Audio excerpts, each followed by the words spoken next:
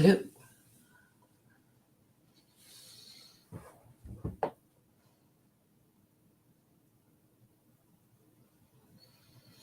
So AA is known for being one of the top content producers for alternative thought, the alt-right. What does he call it?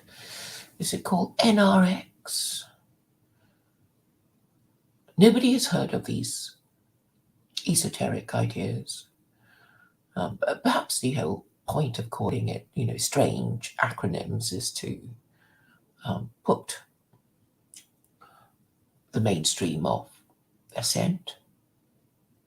But what is the point of it? If you don't like something, you should say it clearly and say what it is you don't like and give reasons, and go on from there. You don't invent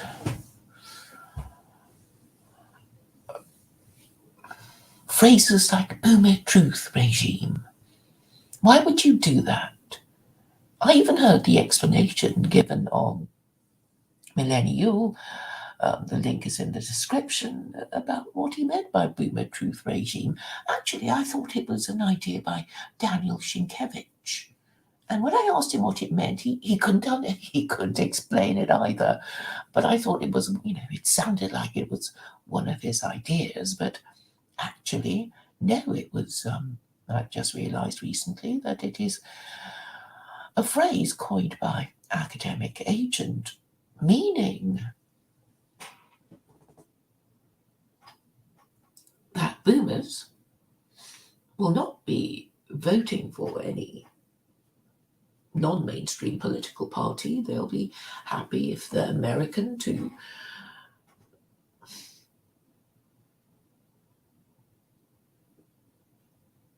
well, actually, in America, okay, what I'm saying is that boomers will never be alt-right, is the generalization here. They will never be alt-right because to question the current orthodoxy, the current liberal orthodoxy, would be a negation of their youth, their entire lives. It would mean having to acknowledge that they were tricked, they were lied to, and that all the fun they had was at the expense of the next generation, for which they should be sorry, but they're not going to say that, their culture of sex and drugs and rock and roll and their enjoyment of Beatles and the songs of the Rolling Stones was somehow, well, not a good thing for Western society as a whole.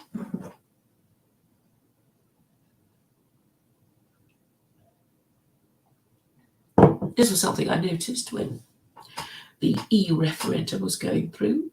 I met a few people who were boomers, clearly, and they weren't able to vote to leave.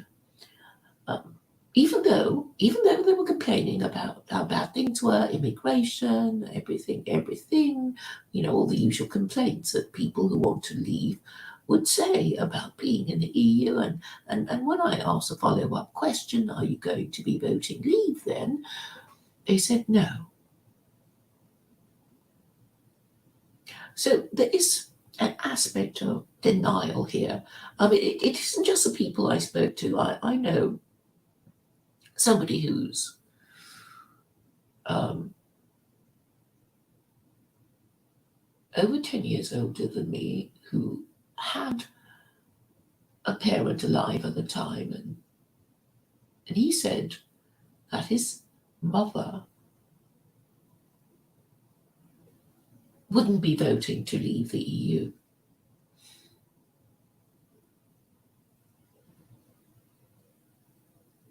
Well, he wanted to leave the EU, of course, but his mother didn't. So I thought that was interesting. But just talking a little bit further,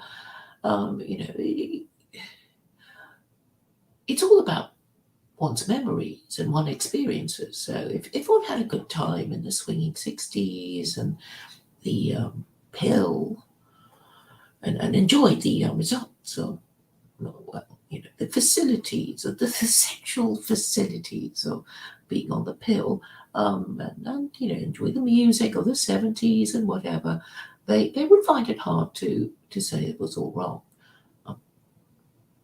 And this is essentially what I think is meant about boomer truth regime, because anyone that is anti-immigration, thinking of voting UKIP or BNP when they were still around, would be considered, well, Nazis, and it would be easy to demonize these people because obviously the boomers would already have their good jobs and their nice homes, and they didn't want their youthful experiences questioned as being somehow decadent and corrupting and deleterious to subsequent generations.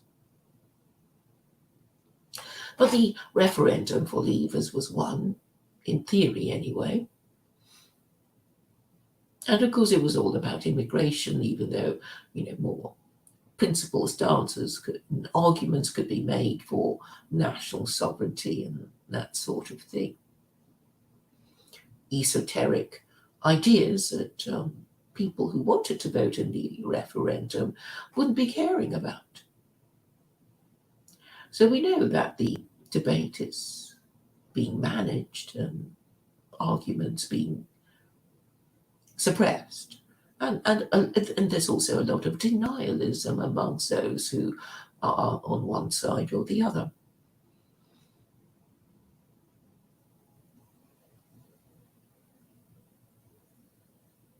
So AA is a kind of person who likes, to think of how clever he is, and he is an academic after all, and he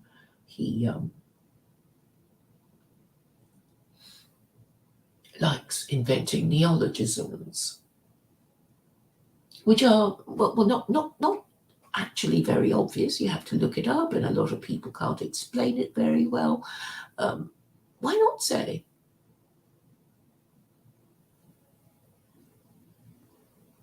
now the boomers have more or less trashed your inheritance. Well, they spent it, okay? That's already a joke. It's nothing new. I don't claim any originality about it.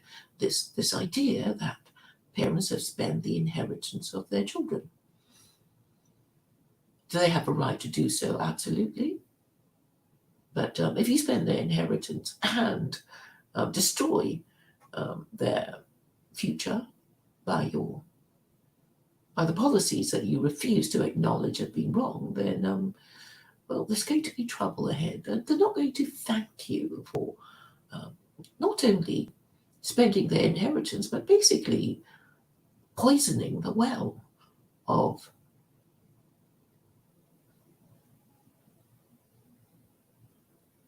national politics. So nothing can be said honestly. This is all, slowly dawning on the current generation. And it's not just in this country. I think it was national conservatism when the younger national conservatives were talking about boomers, and I think it was a woman who wrote a book and was talking about boomers, her parents, in fact, and saying how things had been arranged for the convenience of the generation of her parents, and now they're refusing to acknowledge that they made a mistake. So this is the kind of problem that we have. The only way of getting over this is to talk honestly, and if you use words like boomer truth regime, and you won't talk straight, you won't give your name properly, you won't speak in a way that non-academic people can understand, then you are retarding the propagation of your message.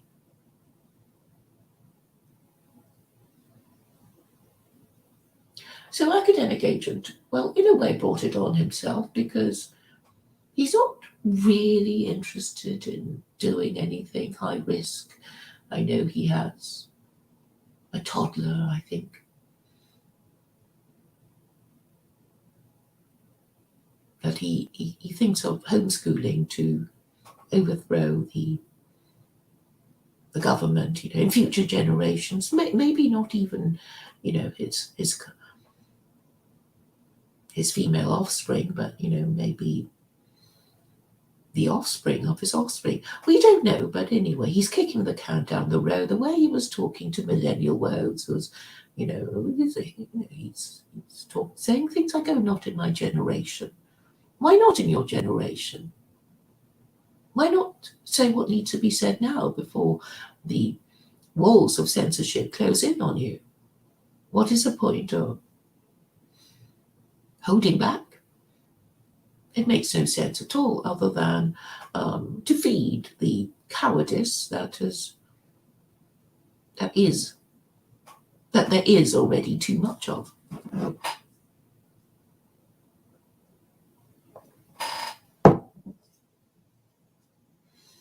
So what would be the point of talking about the JQ, which we know is the Jewish question? And it is basically about saying, why are Jews the way they are? I mean, it's a dumb question, isn't it? You don't have to. I mean, how many people go on about why are Hindus the way they are? They don't eat beef, and they are idolaters, and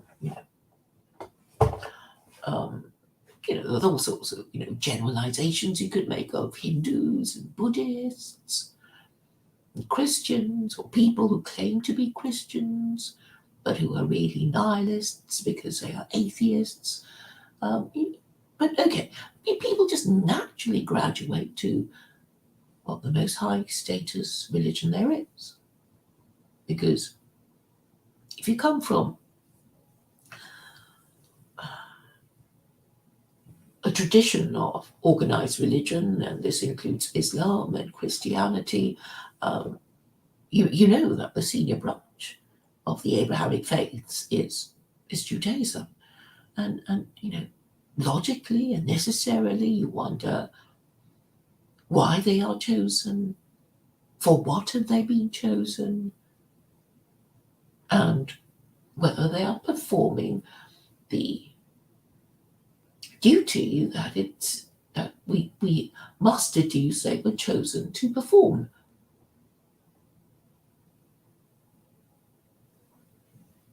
I have said a few times already that I don't think academic agent is as clever as he thinks he is. I think I am cleverer because I get to the point quicker. I don't dilly-dally around pretending to talk about things that aren't important. Or perhaps he really doesn't get it about Jews. Jews behave in the way they are because it's something to do with their religion. I mean, why do you call them Jews anyway? Jews are, whether they believe in God or not, whether they practice Judaism or not, they are lumped together because of their religion. And lots of Jews call themselves Jews even though they are not observant. And lots of people call themselves Christian though they don't really believe that Jesus is God or understand any of the theology at all. And lots of people call themselves Muslim because that's what their parents are. That's what their parents call themselves. So they're really cultural Jews, cultural Christians, cultural Muslims. And if academic agent were doing his job properly, he would be asking himself what the difference is between a Jew who is observant and a Jew who isn't, a Christian who really believes that Jesus is God, or at least pretends to, than somebody who's merely a cultural Christian who calls himself Christian because churches are the only places of worship that he has ever visited. There is a difference, And Muslims, yes, you can There will be people who call themselves Muslims who don't believe in God, who don't pray 5 times, and who gamble and drink and eat pork. And the next question we should ask ourselves is, what is the difference between this person who says he's Jewish or Christian or Muslim, and what he actually does? Isn't that helpful? And what about nationalists? You see, the problem with nationalists is that they have nothing. They have no holy scripture. They have no leader. They have no way of resolving their differences. Their reaction to other people disagreeing with them is to retreat further into their hug box and their echo chamber and forbid people already in their hug box and echo chamber from talking to the other lot who are attacking them. So it's not very constructive. They are infantilized, lost boys of Neverland. And they don't want to talk to me because, well, I do criticize them. I was going to say from time to time, but it's probably more often than that. I'm saying that as nationalists, they are not fit for the purpose of promoting nationalism because they are not fit for the purpose of defining nationalism, which I define as government in the national interest. And they don't want to talk to me about it because I think they want nationalism to be all about white people. And I'm saying it's an abstract idea, and it has to be abstract. It can't be for the purpose of promoting the interests of just the rich or the old or the young or the male or the female or the majority or the minority. I'm saying it has the government properly promoting the national interest would try to be fair to all these groups who have conflicting interests. But I can't get anyone to discuss that because they're just not up to it. I mean, they are a bit stupid. More than a bit stupid, really. And what is fatal to being a bit stupid is being stubborn and not wanting to admit your mistakes. So it just means that you'll carry on getting stupider and ever more in error, deeper, wider. And so instead of spending his time more constructively,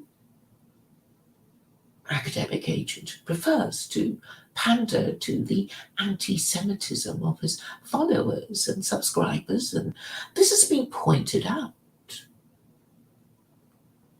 by Ralph. It doesn't matter what, in a way, it doesn't matter what Ralph says. Nobody thinks of him as a serious political thinker. He's a bit like Konops, really. Konops doesn't have a channel, but he can destroy your channel if he puts his mind to it, because he can, report it. And the only reason why he might not choose to destroy your channel is because you're sufficiently interesting and entertaining for him to want you around to continue entertaining and amusing him. Now, Ralph has no fixed political position. He has evolved a modus operandi in which he says a little bit, he defends Jews, and then he argues a position of the anti-Semite, he defends Muslims, and then he argues from the position of the Islamophobe and the civic and ethno-nationalist, and that's his formula. It works for him. He gets people riled enough. The mediocrities in his channel.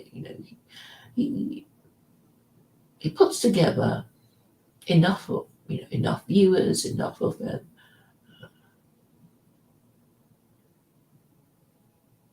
a welcoming atmosphere for people of both kinds to want to regularly help him produce content, and he and then he picks a fight with somebody to generate more entertainment, and that's basically what he does. He's not really serious in discussing any ideas, and he already has his red lines. He's aghast at me for promoting secular Koranism, which is, of course, admittedly challenging 2,000 years of Christianity and 250 years of liberal democracy.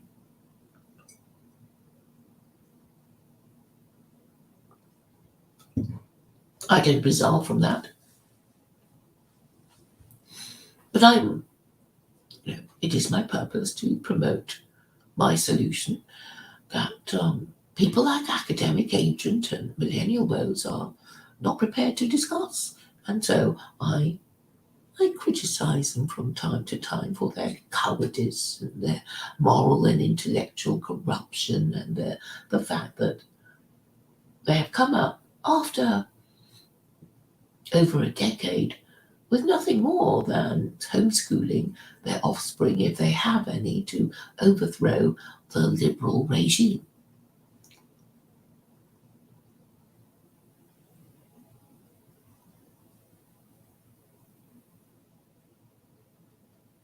So basically,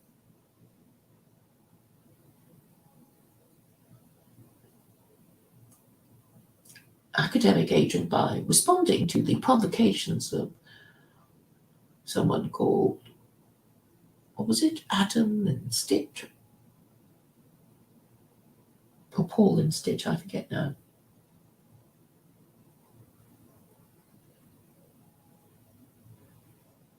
Questioning him for his anti-Semitism, because he's always harping on about the JQ to pander to his anti-Semitic followers and subscribers.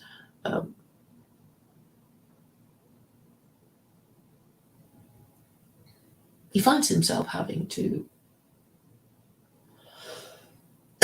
defend himself against accusations of anti-Semitism, and of course he's going to say just asking questions doesn't mean that he's a Nazi. But again, it's difficult to disprove that you are accusations of that you're an anti-Semite. Most people who post in your chat are anti-Semites, and if you ban them from your chat, then you're going to lose super chats and viewers and that sort of thing. But why was he talking about it anyway? I mean, it's obvious. It would have been, obvious really that, religion is a wrapper that dignifies and protects any people. And it gives them an identity, and Jews being the senior branch of the Abrahamic faith, being the world's most ancient and powerful tribe, will always be an object of curiosity and fascination as to why they're still around when, everybody hates them, apparently, or most people, all anti-Semites hate Jews, and most Westerners who come from a Christian background would be anti-Semites. Because the entire narrative of the New Testament is that Jews had Jesus executed. And this has been Christian history for nearly 2,000 years. So they can't get over it, even if they didn't consciously think about it. That this narrative is at the back of their not very bright minds.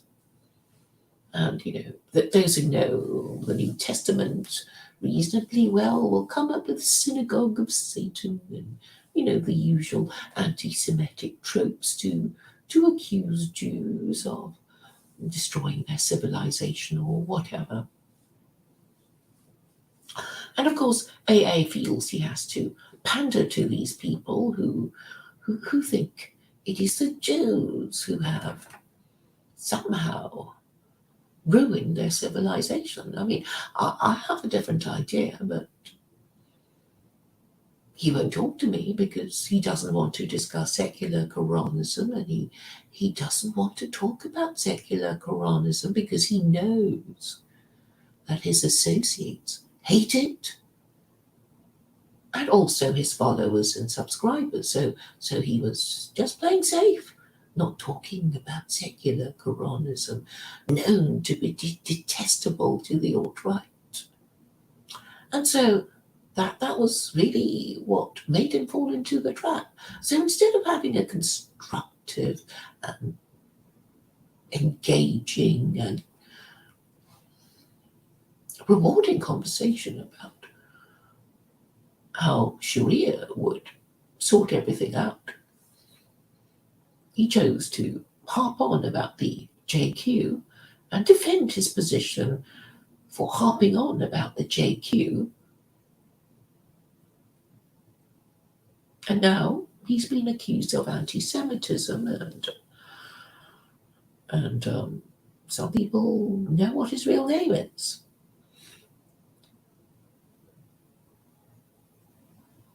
So it's not a good lookout, but I think it might be, in a way, helpful to me and secular Koranism, because the only way you can, creditably change the subject would be to talk about secular Koranism and admit that he was wrong, to not talk about it years ago because he was, I guess, too scared to talk about it because, of the Islamophobic nature of his followers and his associates, like Millennial Woes and others.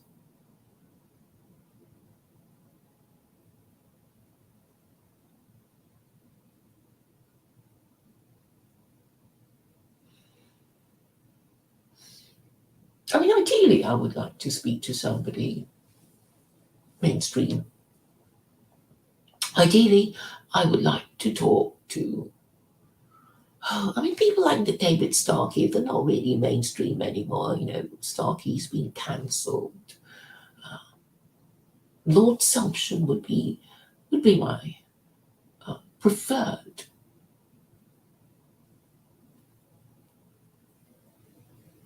person to explain secular Koranism to. I have tried to contact him quite persistently, actually, but I guess he doesn't want to talk to me, and Unheard don't want to talk to me. James Dellingpole doesn't really want to talk to me, though there has been communication some years ago. Some people have been saying it's my fault for being so uncompromising about secular Koranism, but what would be the point of compromising on it?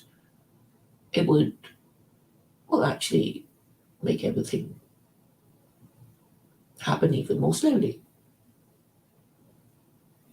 It is by not compromising on what I'm actually proposing that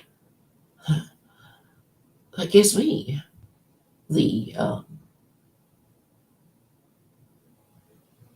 status of being a giant among pygmies. I mean, literally, there is no one with a solution other than me. They don't want to talk about my solution because they hate it and they think they can ignore it. But I think it will eventually drive them mad because they must be asking themselves the whole time whether secular Koranism is really the only viable solution.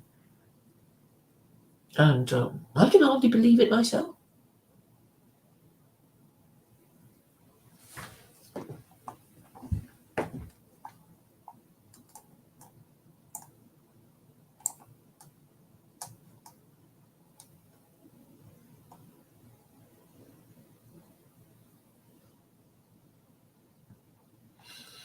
So Dr. Megley watched Ralph kvetching about AA. Well, I wonder what AA will do. Well, What's he going to do? I guess he'll just have to ignore it if he's going to be sensible, or he can sue Ralph for libel, which he actually did. Well, he threatened to do it and this comment in the live stream of House of Commons was displayed. I remember seeing that.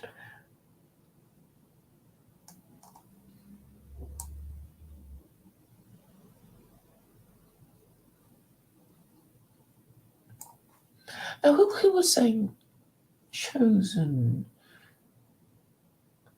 in the last 12 hours?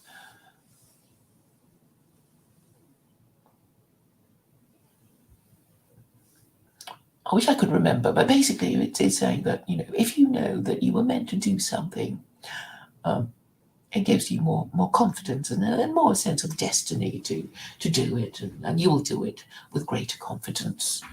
And that is basically the whole idea of being, called chosen.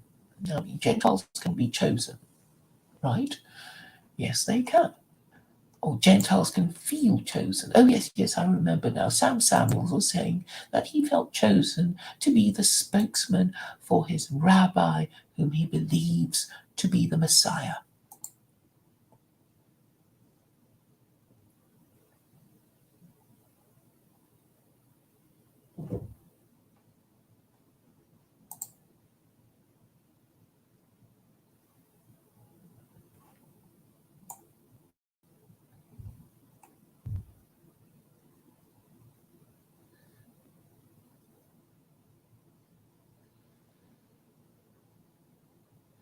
I don't know who John Hagee is, Dr. Millay.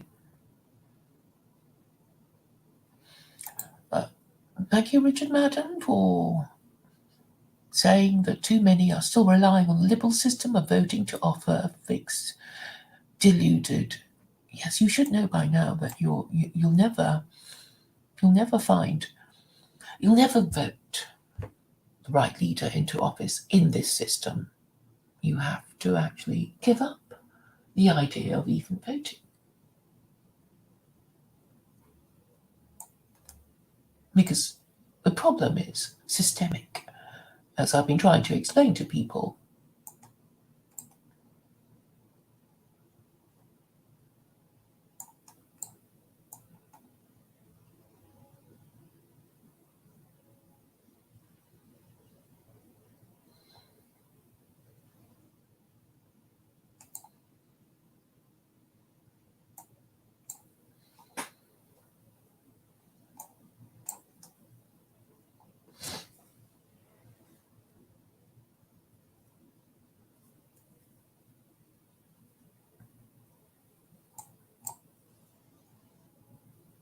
Okay, I'll just sort of round up my talk about, I guess, the curse of core. People who won't spend their time online constructively talking about the only thing that they really ought to be talking about, because it's the only solution around, because literally AA has no solution other than to homeschool his daughter. So it's obviously not a viable solution. And by the time these cowards have adult children, things will be much worse. So they've got to bite the bullet now. If something must be done, it should be done. And if it should be done, it must be done as soon as possible. I'm not waiting for anything. I'm just waiting for people to understand my message, and I think they already do. They just want to pretend that they don't. There are plenty of people like that who pretend to misunderstand me, who deliberately ignore their moral imperative, as AA does when he declines to discuss secular Koranism. He doesn't have to speak to me on his own. If he's afraid of me, he can always get together a panel of his associates to hold his hand and ask me questions about secular Koranism, but he won't.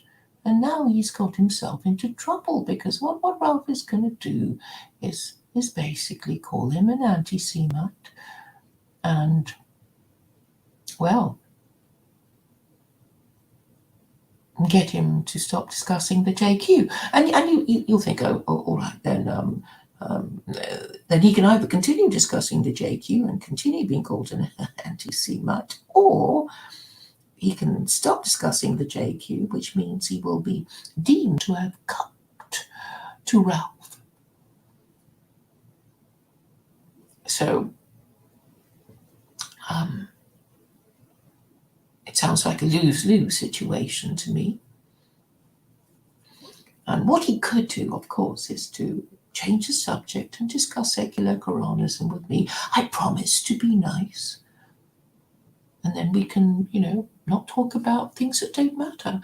What does it matter even if the Jews did all the things that all the anti-Semites claimed they did? What does it matter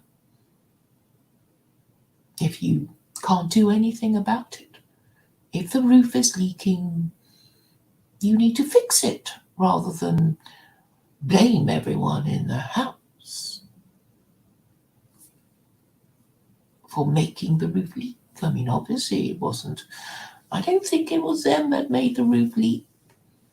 It was, wear and tear and the weather and the wind.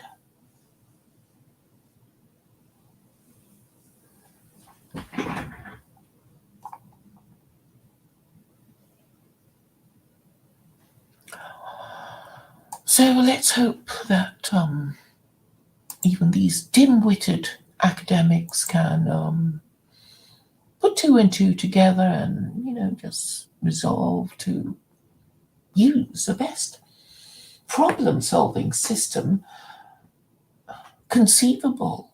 Because it actually works, this whole thing about the narrative of the Abrahamic God. So we know how Jews think of misfortune. We know that the proper Jews know, the observant Jews know that they are supposed to thank God even for misfortune.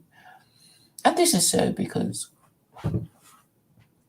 even misfortune is leading us to a better place if we believe in the Abrahamic God who rewards good and punishes evil. So, if we suffer pain in this life, it just means that we are to learn from our mistakes. Yes, we are to learn from our mistakes. What do we learn from our suffering if we accept that God exists? If we believe that God exists, we would think, well, we must have done something wrong to be suffering in this way. If we were being rational and believed in the narrative. So, if we believe that suffering is the consequence of sin, then how would we go about ceasing to suffer? It's very simple, isn't it? The answer is, of course, to cease to sin. And then you will think, oh, but I don't believe in this sin thing. But, you don't have to believe in it. You just have to go to the no-hide laws and, go through this list of what do you think your government might have done wrong. So the quickest way to work it out is to find out which Gentile religion that you might have heard of is the most no-hide, and I'm saying it's going to be Islam, and then you can go through the list of things that the Quran tells you to do that you don't do, and ask yourself, if you did do it, would your problems be solved? And I'm saying, yes, of course. Your problem is that you are addicted to extramarital sex. You think it's your right to have sex with another consenting adult. But this is not how sexual morality is measured in the Quran or Christianity or Judaism. Extramarital sex was forbidden. Adultery would be punished, and fornication. Well, interestingly, the Torah doesn't explicitly forbid fornication. It was just deduced that, if you have to marry, then you have to not be screwing around before you marry, because then you get a bad reputation, and then you wouldn't be able to bond with your partner. Anyway, the Jews worked it out, and then the Christians sort of went along with it until the last 50 years. But anyway, fortunately for the Quran, it tells us that we are not to fornicate. And I have helpfully suggested that the conclusive evidence of being guilty of fornication is to have illegitimate offspring. So, it's very, cut and dried, open and shut, black and white. And if you had this law in your country, then, all these unmarried mothers would stop.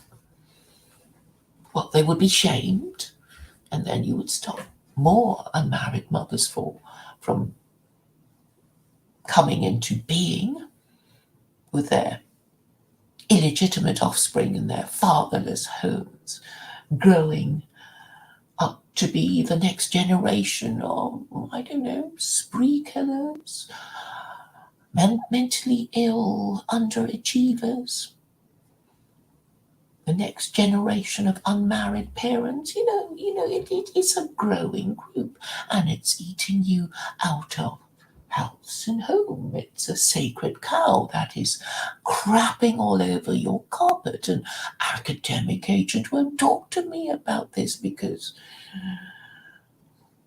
he won't even acknowledge that he lives in a matriarchy, and he is condemning his daughter to grow up in this degenerate matriarchy. He could be doing something to push back on it, but no, he's just kicking the can down the road, hoping that she's going to be the one who will do something. While in the meantime, things get worse, more corrupt, and the country gets poorer, and the politicians more incompetent and hypocritical and cowardly. So I hope that some good will come out of his warning.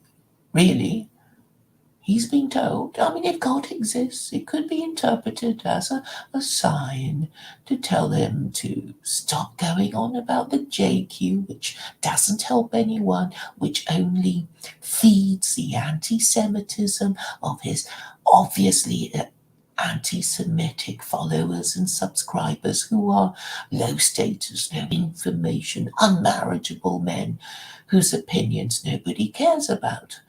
He only panders to them because they occasionally might fund his super chat and super stickers.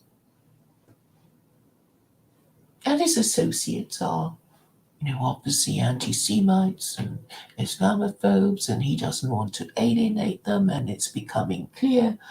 Well, it was long ago clear to me how he was operating, but perhaps it will be clear too to his viewers and subscribers to whom he is not providing a good service if he is just pandering to them because he wants them to fund his super chats and super stickers. If you have a message, then propagate it. And if somebody disagrees with you, then defend yourself.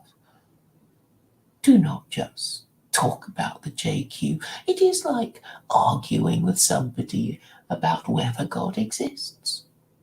I don't go down that rabbit hole. I'm saying there are reasons for obeying God's laws, and they are what I say they are. And anyone who doesn't want to follow these laws are low status, low information, low education, anti-Semites, Islamophobes, and racists who are unmarriageable, whose views ought to be ignored. It's very simple. I have won all these arguments, but I guess academic agent is a bit wary of making these arguments because he doesn't want to offend the majority of his viewers and subscribers. That's why he won't say it. Everett says, some of us are married. Yeah, just some of you, though. You are the minority. So Everett says, I have some compromising photographs of me with my flag and guns, but Jews don't think I am an anti-Semite, you see. That is the thing. I'm not an anti-Semite. Honest Jews don't think I am. And that's why they come and talk to me on my channel quite regularly, like Sam Samuels. I'm very privileged to platform him because he's quite an unusual Jew. He actually gives it to Christians with both barrels about their idolatry and blasphemy. He doesn't hold back, and he is a Jew who genuinely believes in the imminent arrival of the Messiah. He is quite a find.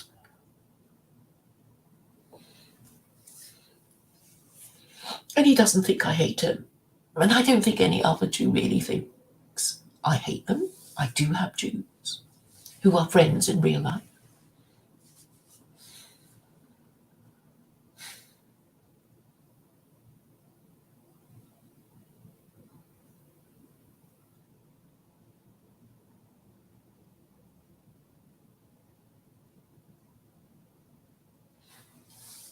So, yeah, I'm just feeling a bit guilty about not accepting an invitation to a wedding, to a Jewish wedding, because I have other concerns. But anyway, I am not considered by honest Jews to be an anti-Semite. Obviously, there are people who are happy to think this of me because it suits them. I mean, they can say, "Oh well, we'll just call her a Nazi and not give her an opportunity to defend herself, and even if she does, we'll not accept her explanation, and we will continue to ignore her for our own reasons, of course, because we don't want to engage with somebody who is proposing a solution that we hate." And I'm saying you have no choice because it is the operation of the rules of the Abrahamic God that would actually allow you to solve your problems, whether you believe in God or not. I've already explained to you how it works. If you believe in the Abrahamic God and you are suffering, then you have to accept that your suffering is punishment for sin. And all you have to do is to work out which sin you might have committed for which you are now suffering is go through the Noahide laws. And then you go through. And then you rank the 4 Gentile religions according to their conformity with the Noahide laws. And then you realize, to your horror, that Christianity, which is the religion of your ancestors, is right at the bottom of the heap. So if you were rational, you would take it out with the trash.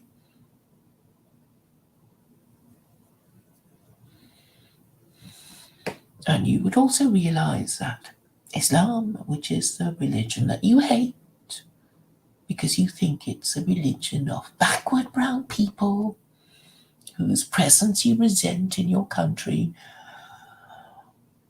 is top of the tree.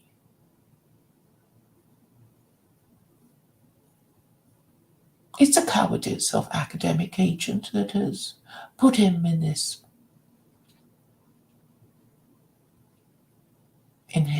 predicament.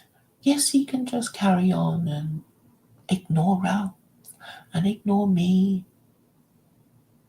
But I think people will know what he is made of if he continues in this way.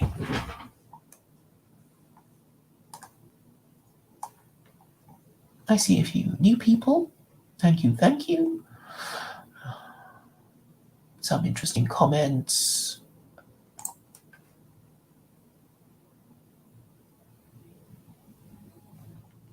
I don't know who this John Hagee person is. Obviously, some neocon warmonger.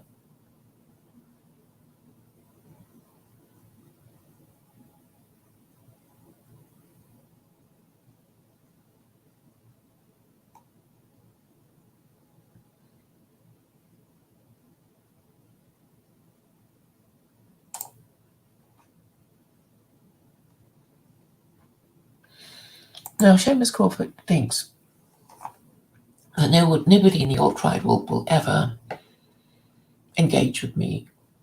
It's possible, but I think I'd like to think that they have a conscience. I like to think that they feel shame at their moral and intellectual cowardice, and that eventually there will come a point when they decide that they owe it to posterity to engage.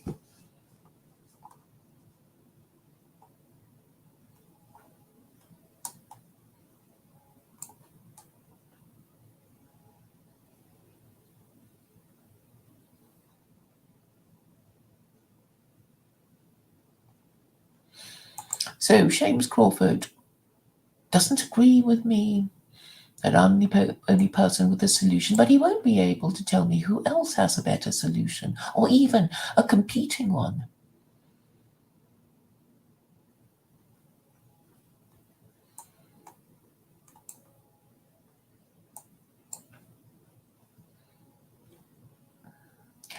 Secular Koranism is actually one of the best kept secrets in the alt-right, really. I think they've collectively said we must never talk about secular Koranism, right?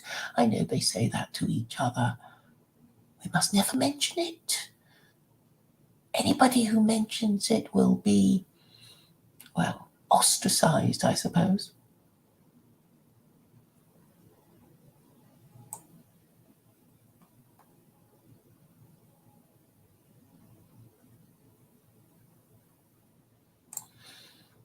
So Seamus Crawford says he now likes AA more for his anti-Semitism.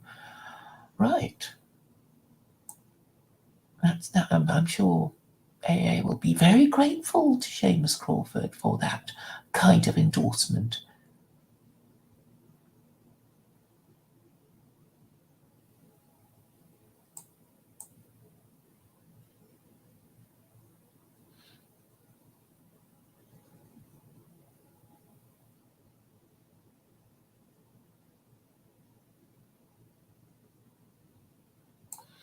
Yes, I am aware that there is a verse in the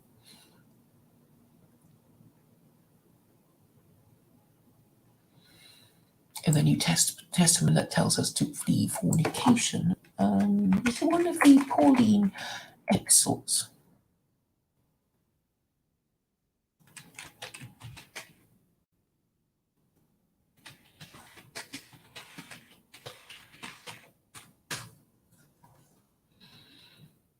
Yeah, Corinthians. So I'm afraid it doesn't count because it's only, what heretical Jews said didn't come from Jesus, let alone God. Christianity is a defective scripture.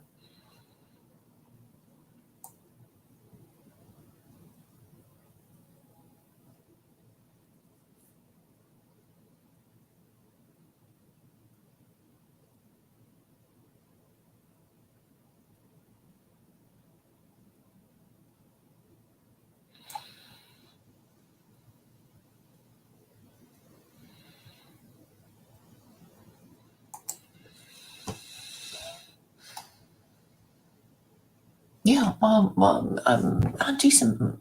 being an anti-Semite and an Islamophobe, I mean, these are very useful concepts. I mean, they have resonance, and I am basically saying that if you know of nothing better, and you still reject my solution, then you are obviously an anti-Semite and an Islamophobe, and you won't be able to deny it, and you won't.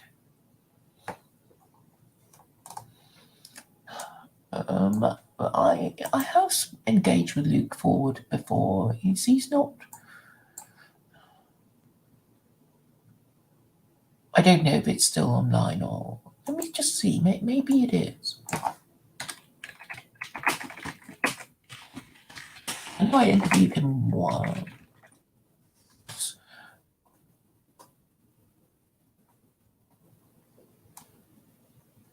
Yeah, I did interview him.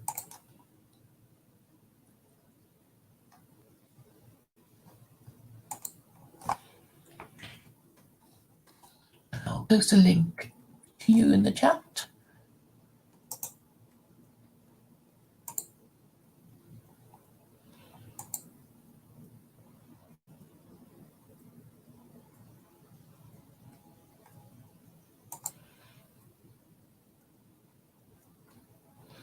Thank you for noticing my policy of free speech here, Everett.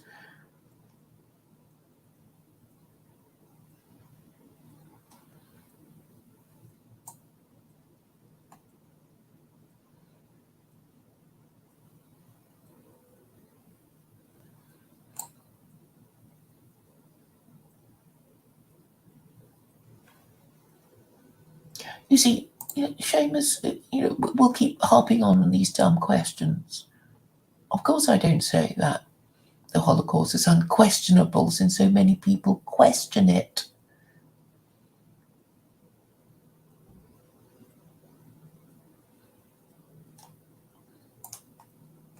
Yes, I come from a Buddhist background, so what?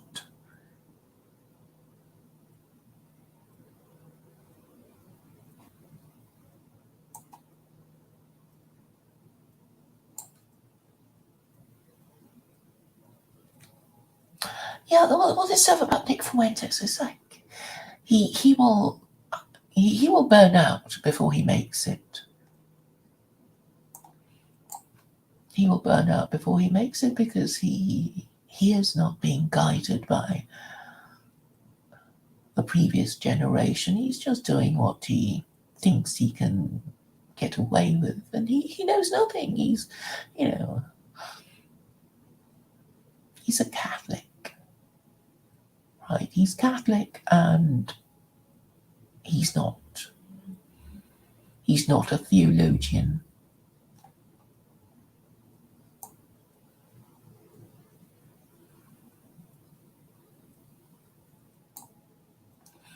I don't know what you mean about Luke losing his marbles. I mean, all I've noticed about Luke is that he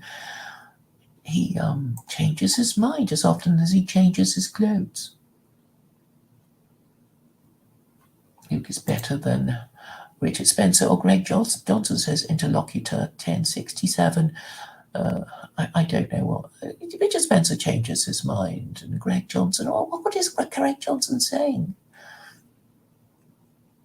None of them have solutions.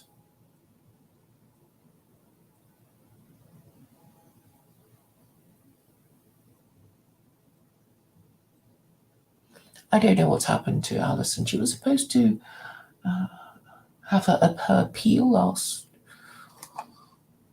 this or last week, but I haven't heard anything. All right, it's nearly an hour. Before I go, I'll just sum up that we would be guilty of pride and prejudice if we refuse to discuss the ready-made solution that has been around for so long, which is the solution provided by the hypothetical supreme authority, whose rules that AA doesn't quite understand, which I would be only too happy to explain to him. Thank you very much for your attention.